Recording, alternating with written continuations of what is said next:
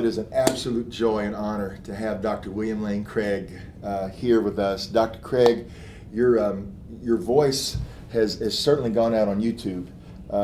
There's hardly anyone that goes on the internet that's looking for reasons to believe and reasons to justify their faith, and they won't come across a video of yours. Talk about just for a moment your passion and how that passion has grown to share these evidences for God's existence with the new generation. Well, Rice, I myself wasn't raised in a Christian home or even a church-going family. And so when I became a Christian at the age of 16, it just turned my life completely upside down. And immediately I was involved in sharing with my family members and my non-Christian friends why I had made this radical step of committing my life to Christ, and everything changed. And so I was immediately involved in giving reasons for this step, giving reasons for faith. And that desire grew and focused as I went on for my advanced studies at university and then beyond. And I carry a deep burden in my heart to share this good news, as well as the evidence for it, with students who were about the same age that I was when my life was turned upside down by a personal encounter with God. So that's the spring of this desire that I have. Well, you can see and feel the passion in your heart when you speak.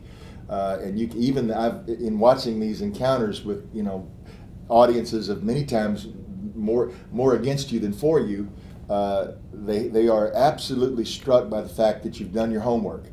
That's something that you're not just getting up and saying, hey, let me just share something that happened to me when I was 16. You've had to study to be prepared for this battle. Yes, that's absolutely right. I've pursued 2 earned doctorates in philosophy and theology, both in Europe as well as seminary education. I wanted to be equipped so that I couldn't just be dismissed as some emotional Bible-pounding televangelist or something. Yeah. I wanted to show students that as a Christian, you don't have to put your brains in one pocket and your faith in the other pocket and never let them see the light at the same time. But as a Christian, you can have a Christian worldview. That is to say, a Christian perspective on the arts, on science, on history, on literature, and so forth. The Christianity makes sense. It meets the needs of the head as well as the needs of the heart. Dr. Craig, we're coming in a political season. Everything comes down to a soundbite. Politicians try to form that little soundbite that kind of marginalizes their opponent. I want you to talk about this soundbite that God is dead and the origins of that. When we're talking about God's not dead, which is obviously a response to this Nietzschean phrase that comes out, and now it begins to morph and evolve, and it still floats around. When you hear the phrase God is dead, where do you talk about the origins of that and the impact of that and how you're seeing that reversed? Well, it comes from a 19th century German philosopher named Friedrich Nietzsche, who proclaimed the death of God. And what Nietzsche understood was that the death of God changed everything. If there is no God, that is to say, if God does not exist, then Nietzsche said we're left with just nihilism. That is to say, there is no meaning, no value, no purpose in life. Everything becomes absurd.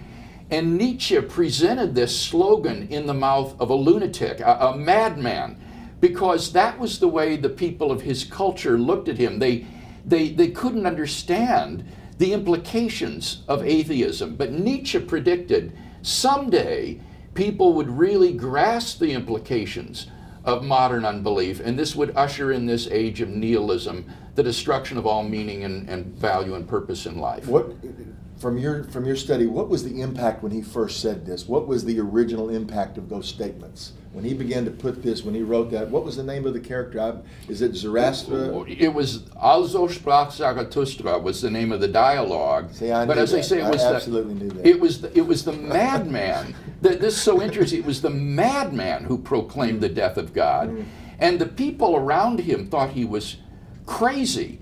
And they didn't understand why he was so upset in proclaiming the death of God, because they didn't really understand the implications of atheism. And I think what Nietzsche was saying was that modernity has let go of God. It's abandoned God without understanding that when you do so, everything changes. Life doesn't just go on as before. And I suspect, Rice, that culture still hasn't come to learn this Nietzschean lesson. I think Nietzsche is one of the few who have stared atheism in the face without blinking. But the modern new atheists, for example, tend to be humanists. They tend to still affirm values of human worth and intrinsic human rights, that there's a purpose in life. They tend to affirm many of traditional Christian values and so forth. They really haven't understood the implications of atheism if there is no God.